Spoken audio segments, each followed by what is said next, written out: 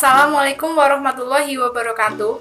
Kami dari kelompok 3, Program Studi Magister Manajemen Universitas Teknologi Yogyakarta tahun 2020.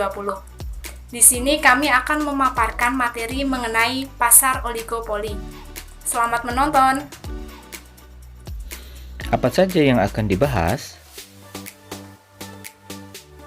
1. Definisi pasar oligopoli. 2. Ciri-ciri pasar oligopoli. 3. Contoh pasar sepeda motor. 4. Analisa pasar sepeda motor. Definisi pasar oligopoli. Pasar oligopoli adalah pasar persaingan tidak sempurna.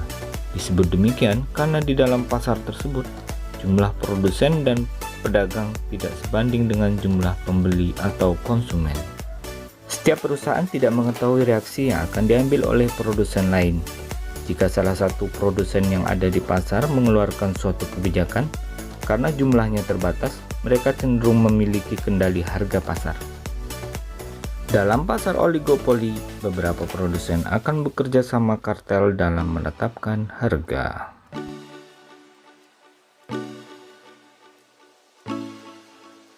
Ciri pasar oligopoli. Pasar jenis ini memiliki karakteristik atau ciri-ciri tertentu. Ini yang membedakan dengan jenis pasar yang lain. Berikut ciri-ciri pasar oligopoli yang dimaksud. 1. Dijalankan dua produsen atau lebih. Ciri-ciri pasar oligopoli yang pertama adalah dijalankan dua produsen atau lebih, sedangkan batas jumlahnya adalah kurang dari 10 produsen atau pihak penyedia barang. Karena ciri-ciri inilah pasar jenis ini disebut persaingan tidak sempurna, disebabkan jumlah produsen yang menjual produk sangat sedikit. Tentu berbeda dengan produsen teknologi yang jumlahnya banyak sehingga persaingan juga maksimal. Berikutnya ciri-ciri yang kedua, produk yang dijual homogen dan saling menggantikan.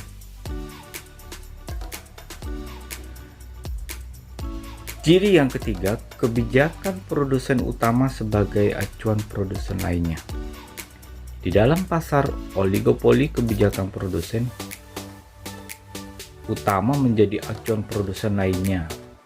Ciri-ciri yang selanjutnya adalah harga barang yang di pasar relatif sama. Sekalipun ada perbedaan selisihnya tidak terlalu besar.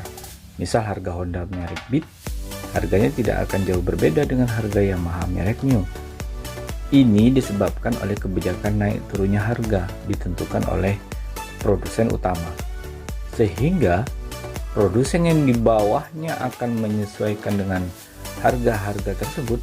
Karena jumlah produsennya tidak terlalu banyak, tentu selisih harga yang muncul di pasaran juga tidak terlalu besar. Dan yang kelima, ciri-cirinya adalah produsen baru kesulitan masuk pasar.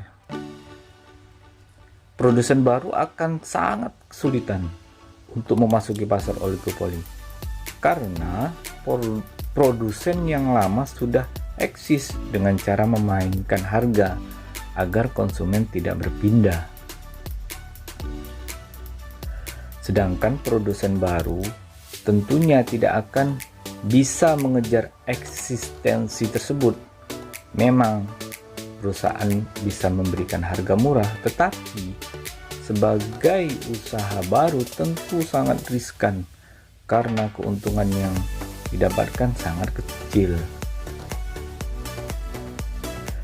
Ciri selanjutnya yang keenam adalah membutuhkan strategi pemasaran yang matang. Ciri-ciri terakhir jenis pasar ini adalah membutuhkan strategi pemasaran yang matang karena produk yang dipasarkan homogen dengan jumlah produsen yang sedikit. Dikhawatirkan jika sosialisasi pasar tidak dilakukan dengan intensif, konsumen akan berpindah ke produk lain. Oleh sebab itu, promosi atau strategi marketing perlu untuk dijalankan dengan baik.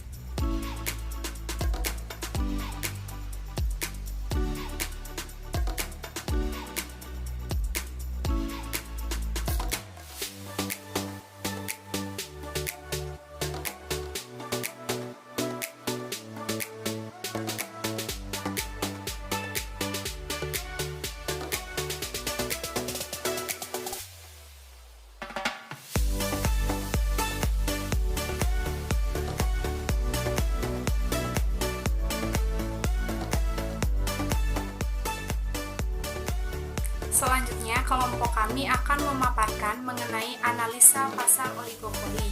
Contoh yang kami ambil adalah sepeda motor, di mana sepeda motor dijual atau diproduksi oleh beberapa perusahaan. Contohnya seperti Honda, Suzuki, Yamaha, dan Kawasaki. Produk yang dikeluarkan perusahaan tersebut adalah sama, yaitu berupa sepeda motor, sehingga produk tersebut dikatakan sebagai produk homogen. Lalu, mengenai pentingnya iklan dan promosi dalam pasar oligopoli, yaitu bertujuan untuk membentuk persepsi konsumen mengenai perbedaan sepeda motor dari satu perusahaan dengan perusahaan yang lainnya, sehingga akan tercipta diferensiasi produk. Adanya perbedaan produk yang ditawarkan dari masing-masing perusahaan membuat perusahaan mampu untuk menentukan harga jualnya sendiri. Kemudian, di dalam pasar oligopoli tentunya ada yang namanya strategi. Nah, di sini kami menggunakan dua contoh, yaitu strategi dari Honda dan strategi dari Yamaha. Yang pertama, strategi Honda, yaitu membuat satu mesin untuk puluhan varian motor. Yang kedua, riset fokus pada desain bodi, rangka, sistem suspensi, dan pengereman. Ketiga, melakukan riset tanpa biaya, sehingga motor yang dijual akan lebih murah. Kemudian, strategi yang dilakukan Yamaha, yang pertama, memanfaatkan kelengahan dari pesaing. Yang kedua, mempelajari kekuatan dan kelemahan diri dan pesaing. Yang ketiga, melakukan inovasi dan menyerang celah pasar yang tidak dijaga. Kemudian, persaingannya ketat. Ya, tentu saja, dalam pasar oligopoli, persaingan sangat ketat. Di sini ada dua contoh, yaitu dari Honda dan Yamaha. Persaingannya seperti Honda itu mengeluarkan sepeda motor dengan bahan bakar yang irit. Kemudian Yamaha dengan kecepatan motornya yang bagus. Lalu Honda juga mengganti dengan motor yang berdesain revolusioner atau lebih stylish. Selain itu juga Honda pernah memproduksi sepeda motor bebek yang kemudian diikuti oleh Yamaha. Lalu ada lagi, Yamaha memproduksi kendaraan motor matic dan diikuti oleh Honda. Sehingga untuk masuk ke dalam pasar oligopoli ini, persaingannya itu sangat ketat dan membutuhkan modal yang besar untuk iklan maupun promosi dan biaya lainnya. Sehingga ketika produsen baru ingin masuk ke dalam pasar oligopoli itu akan sulit untuk masuk ke pasar ini.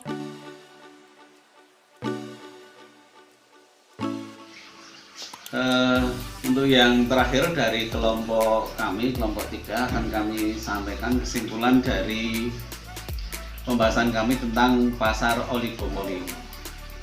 Di Indonesia, khususnya di bidang pemasaran kendaraan bermotor, ada beberapa perusahaan yang memproduksi kendaraan bermotor di mana masuk ke kategori pasar oligopoli. Di Indonesia saat ini yang paling terkenal, yang paling menonjol adalah produknya Honda, yang mana pasar Honda sangat menguasai di Indonesia. Kemudian ada beberapa perusahaan yang mencoba untuk merebut pangsa pasar tersebut. Dua diantaranya adalah Yamaha dan Suzuki. Yamaha dengan inovasi-inovasi yang terbaru dari teknologinya mampu mencapai beberapa pembeli ataupun customer dari Honda. dengan teknologi yang maju, Yamaha mampu mendekati merebut mangsa pasarnya Honda. Honda saat ini sangat mengandalkan pada gencarnya promosi dan juga inovasi dari sisi bodi kendaraan. Kemudian untuk Yamaha sendiri bersaing dengan strategi itu ke pendekatan teknologi dari kendaraan itu tersebut. Jadi di Indonesia khususnya pada kendaraan bermotor terjadi pasar oligopoli. Ada 3 perusahaan besar yang menonjol yang bersaing untuk merebut pangsa pasar. Diperlukan strategi khusus agar dapat menjadi pemenang di antara produsen untuk kendaraan bermotor. Demikian yang bisa kami sampaikan, bisa kami simpulkan tentang pasar oligopoli. Ada kurang dan lebihnya kami mohon maaf.